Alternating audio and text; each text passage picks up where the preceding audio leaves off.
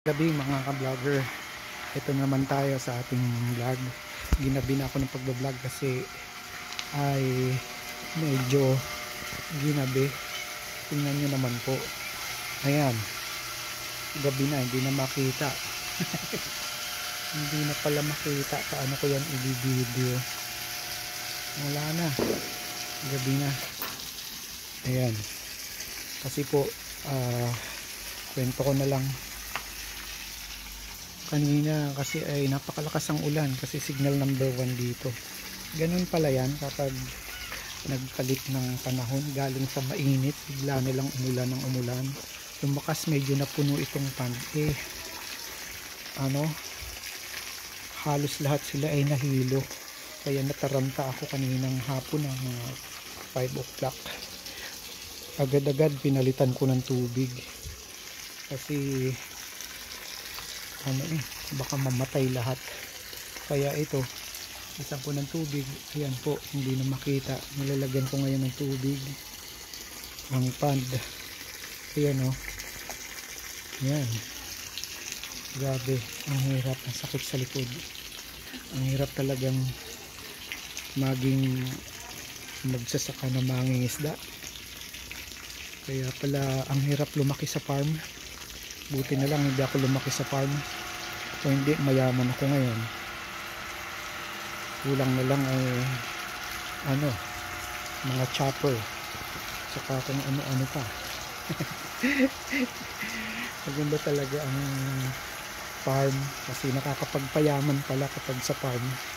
Kaya gusto kong sa farm lang ako lumaki. Buti na lang hindi ako nag-aaral sa farm. Ayan po, hindi na makita ang dilim na.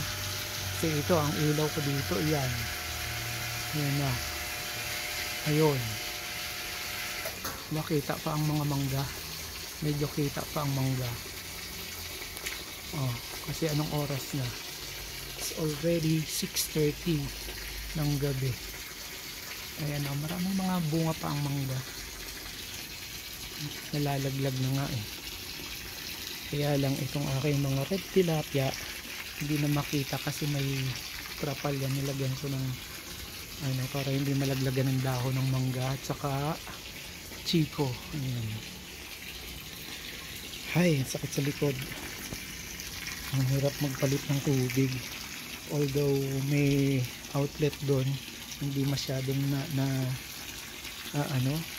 nauubos yung tubig. Yung natitirang tubig ay tinitimba ko para yung mga dumi ay alis talaga. Ayan, hindi nyo makita ngayon ang aking red tilapia, gabi na. Grabe kasi halos magdamag at saka maghapon umuulan, napuno ang pond, napuno ng tubig. Kaya medyo parang nalason ng ang mga tilapia kasi nagbago ng temperature. Kaya ayun, instant aqua change ang nangyari. Ayan po. So maikli lang itong video ko, siguro eksaktuhin ko lang na 8 minutes para naman hindi lugi si YouTube sa aking pag-upload. Ayan, ang tubig niyan ay nanggagaling sa balon. Ayan po. Maganda ngayon ang vlog ko kasi gabi, baka may makapture ako ditong kapre sa taas ng chico at mangga. Wala naman, may ilaw kasi. Ayan, dito naman po sa garahe ay yan, kasi nagpapalit na kami ng bubong, medyo hindi na tumutulo ng gasino at saka nagkaroon na ng mga tinibayan kasi pag umaakit sa bubong lumulundo. Kaya okay na sila ngayon, hindi na uulanan sina Sir YTX, si Sir Max. Nilinis ko ayan, ang ganda. Nilagyan ko ng pampakintab. Tsaka si Sir Lance makintab na rin. Ayan sila.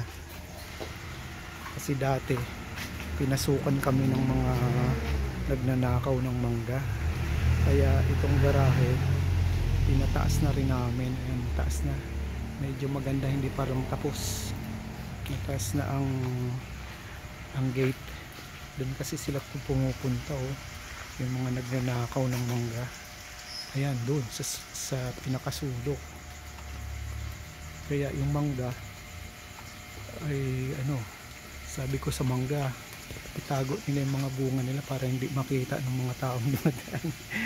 Kasi mainit sa mata. Pinapasok kasi talaga kami ng mga magnanakaw ng mangga. Mangga lang naman ang punteriya nila, hindi sila nagnanakaw ng kung ano pa, mga mangga talaga. Ayan, kaya nung pumasok, nasira yung bakod namin dito, yung pader. Talaga naman yan. So ito na nga po, sana yung pan hindi na makita eh. Medyo may, ayan, medyo may tubig na uli, nakakalangoy na sila. Kapag medyo nakakalangoy na, ay papatayin ko na muna ang tubig. Bukas ko na lang pupunuin kasi gabi na. Hirap eh, buhay ng buhay yung makina, baka malimutan ko eh, ano, sayang ang kuryente, ang lakas sa kuryente yan. Yung pusa, ay sakit sa likod, sakit sa likod ko, tinimba ko kasi.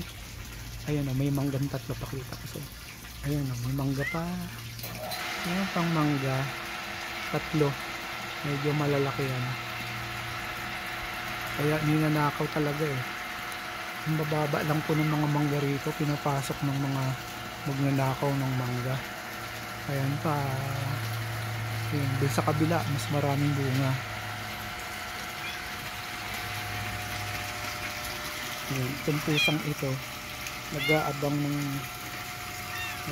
yan ng ano, ng red tilapia na mamamatay, kinakain niya.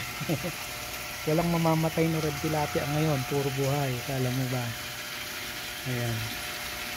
So marami pong salamat lagi sa panonood, sa pagsuporta sa aking YouTube channel, sa content na red tilapia. Sa mga masugid kong taga-panood ng red tilapia vlog, salamat po. Sa mga hindi pa nakakapag-subscribe, like, share, subscribe na lang po sa aking YouTube channel, Sir F Vlogs, para sa mga updates ng aking red tilapia videos. So hanggang sa muli, see you!